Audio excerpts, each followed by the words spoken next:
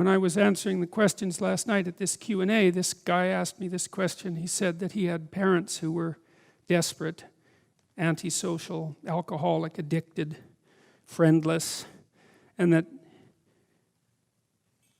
they didn't want him to leave their home. He was the only relationship they had that was of... He was the only relationship they had, and he asked what he should do. And I told him that he should leave. And the reason for that is that you have a moral obligation as a parent to encourage your child to go out into the world, right? And to be whoever they can be. To be the best they can possibly be. And in doing that, you're encouraging them to pursue the good. You're sacrificing them to the good. You're not keeping them for yourself selfishly. You're telling them that they can go out and live their life and live it properly. And that's the parallel to the idea of the sacrifice of Isaac, as far as I can tell. You don't want for your son what it is that you want for him. You want for your son what would be best for him and for the world. And you let go in precise proportion to your desire to have that happen. You know, the psychoanalyst, the great psychoanalyst, I think this is actually Freud's dictum, but I'm not certain of that. He said, the good mother fails, which is it's a brilliant observation, because when you have an infant, you do everything for the infant because the infant can do nothing for him or herself. But as the infant matures and is increasingly capable of doing things for him or herself, then you pull back, right?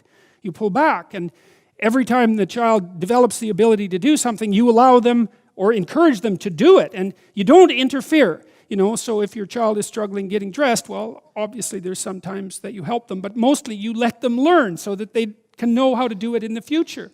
That's better for you, and it's certainly better for them. There's a rule if you're working with the elderly in an old age home, and the rule is something like, don't do anything for any of the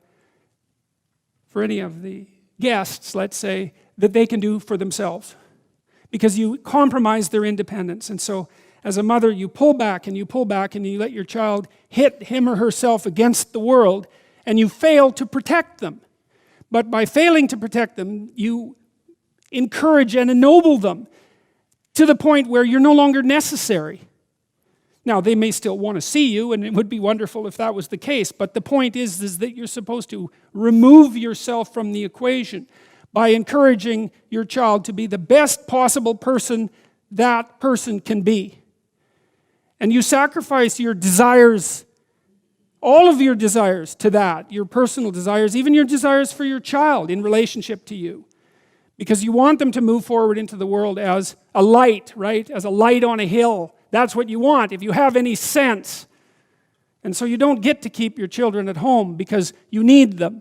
Now, I'm talking generally, obviously, and there are circumstances under which families make their own idiosyncratic decisions, and I'm not trying to damn everyone with a casual gesture, you know, but the point is still strong, that the good father is precisely someone who is willing to sacrifice his child to the ultimate good. That's dramatized in this story, you know, and it's brutal. But the world is a brutal place, and much wisdom comes out of catastrophe.